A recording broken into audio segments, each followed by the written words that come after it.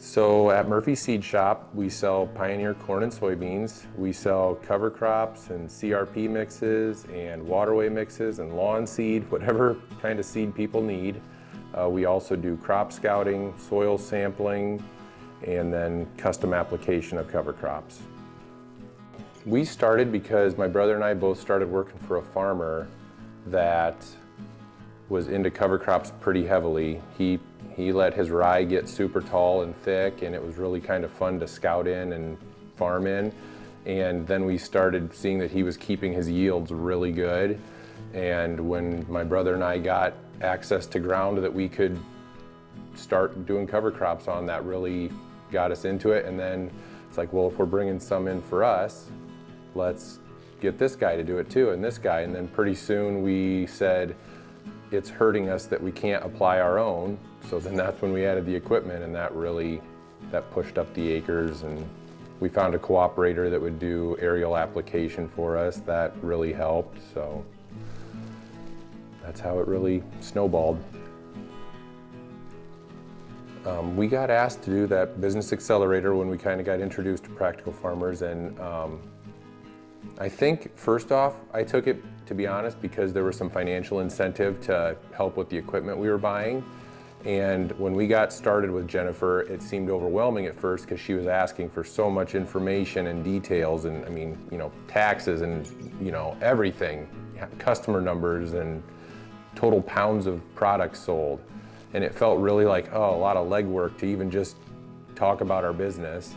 But when we got into it, it was like, she really seemed to understand like places of weakness and options we would have for, seed and contacts, a lot of just networking stuff.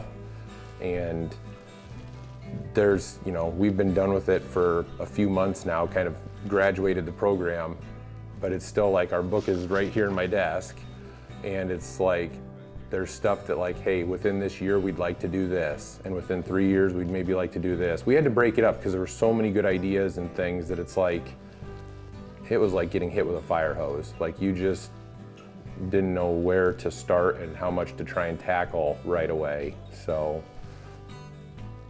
I would think that if you're a person that wants to sell cover crops, I would think what we're doing here could be easily replicated. You need to find your little market, your little niche area, and how you're going to do it.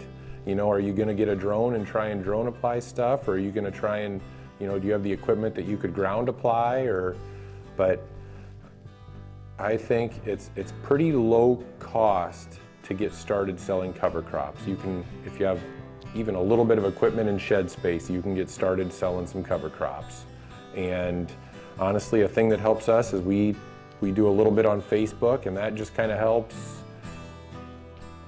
bump up a little bit of other sales. If you're selling cover crops, then pretty soon you get some people looking for waterway mix or CRP seed. And once you're looking for cover crops, you can find that seed pretty easy. So I think, if you look at your area and you see that there's a need for somebody to start this, I think it's really fairly simple to tack it onto an existing farm operation or a seed sale or a chemical sales or something where you're already doing something. It's a real easy add-on.